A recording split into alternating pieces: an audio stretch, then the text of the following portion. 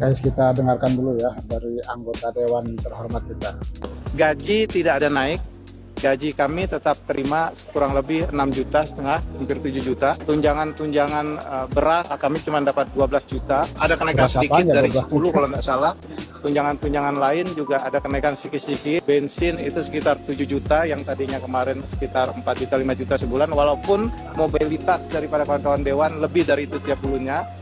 Jadi kalau dulu gaji kawan-kawan itu terima total bersihnya sekitar 58, mungkin dengan kenaikan gaji tidak naik ya, saya tegas sekali, dengan kenaikan tunjangan makan disesuaikan dengan indeks saat ini, mungkin terima hampir 69, hampir 70-an. Yang naik cuma tunjangan itu saja yang saya sampaikan tadi, tunjangan beras, karena kita tahu beras telur juga naik, mungkin Menteri Keuangan juga kasihan dengan kawan-kawan DPR, Menteri Keuangan juga kasihan dengan kawan-kawan DPR, dan ini juga kami ucapkan terima kasih dengan kenaikan itu. Dengan gaji yang kurang lebih 69 juta per bulan, dengan kondisi ekonomi Jakarta yang sekarang, kawan-kawan di DPR juga memaksimalkan apa yang didapat untuk bekerja dengan baik.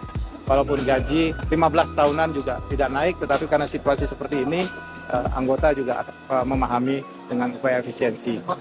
Jadi yang katanya gaji 70 juta per bulan. Jadi kita jangan berprasangka baik dulu nih. Prasangka buruk aja kita ke anggota dewan. Soalnya yang 70 juta per bulan itu sebetulnya hanya gaji pokok dan juga tunjangan tetap. Jadi kalau ditambah dengan uang reses, jadi uang reses itu kayak uang jalan-jalan pulang lah sambil serap dan aspirasi lah.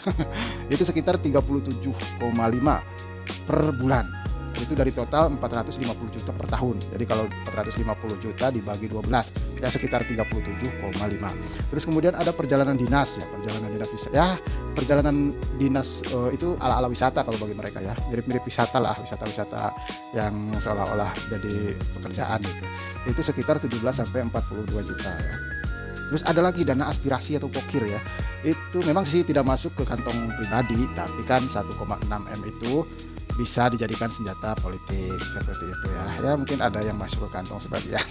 Makanya kita harus berprasangka buruk ke mereka. Karena memang gajinya itu sudah besar. Jadi kalau take home pay itu tambah bonus itu bisa tembus antara 120 sampai 180 juta per bulan.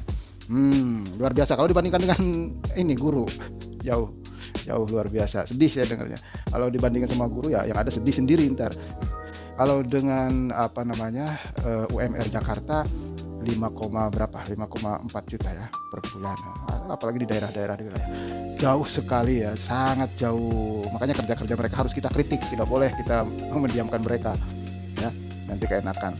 Rakyat yang sudah menderita, rakyat yang sudah susah nyari duit, rakyat yang sedang kesusahan, jangan sampai kemudian kita juga dibebani sama pajak macam-macam. Mereka itu bebas pajak loh, bebas pajak. Coba mungkin ini menarik lagi, ternyata mereka itu bebas pajak loh.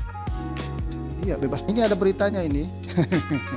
Gaji DPR ya, gaji DPR. Jadi ekonom media Askar Blak-Bakan bilang gaji menteri hingga DPR bebas pajak, rakyat diperas. Nah itu, tolong ini jelaskan.